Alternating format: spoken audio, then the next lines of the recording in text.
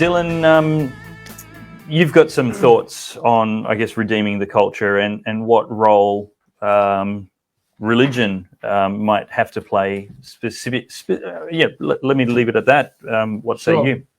Yeah, I heard what Joel said there about a wake-up call there in America at the moment, to the point that people are longing for Trump to come back. And I see a role in that. It's been a wake-up call in this country, and I think this election will be that for the church. And I wanted to just turn the gaze to the church for the moment. The church is salt and light in our nation, and what we've had for the last 2 years has been the biggest assault on individual freedoms and Christian conscience in our nation's history. And by and large, the church was silent during that time. Now, whether it was because they didn't want to get on the wrong side of government, it's funny, the church has a history of being a protesting church. A lot of us are part of a Protestant church. We should be used to protesting against what are overreach, whether it be religious or government or otherwise. And the church largely decided to stay, like the Liberal Party in a sense, on the fence, in the centre. And things like even Scott Morrison's professed Christianity was never challenged.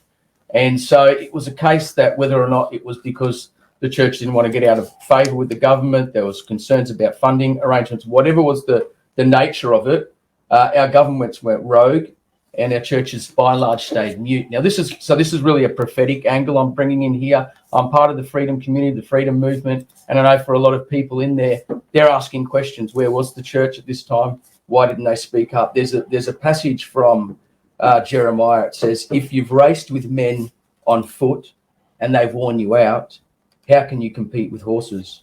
If you stumbled in the safe country, how will you manage in the thickets of the Jordan?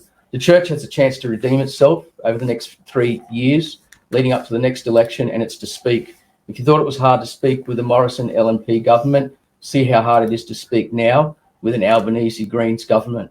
And I think it's time we did start to address and push back and speak out and call out iniquity, evil, injustice in this land, particularly around what's been in the case of myself and many in the churches sitting there. People have lost their jobs, people have suffered, people have been stripped of their livelihood, and they've sat in churches and congregations where it was the elephant in the room and it was not spoken about.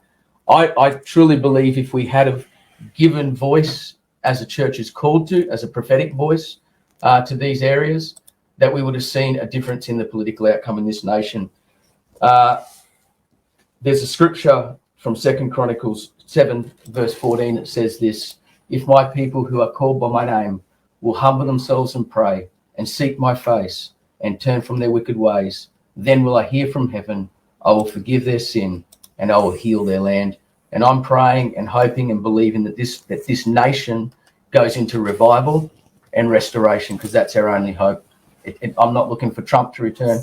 I'm looking for the return of Jesus Christ. The 19th century revivalist and major contributor to America's Second Great Awakening. This is a message for the church. He said, if there is a decay of conscience, the pulpit is responsible for it. If the public press lacks moral discernment, the pulpit is responsible for it. If the church is degenerate and worldly, the pulpit is responsible for it.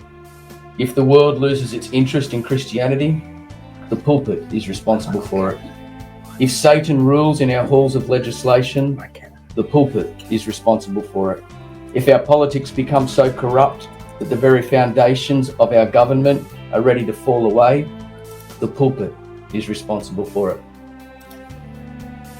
End quote.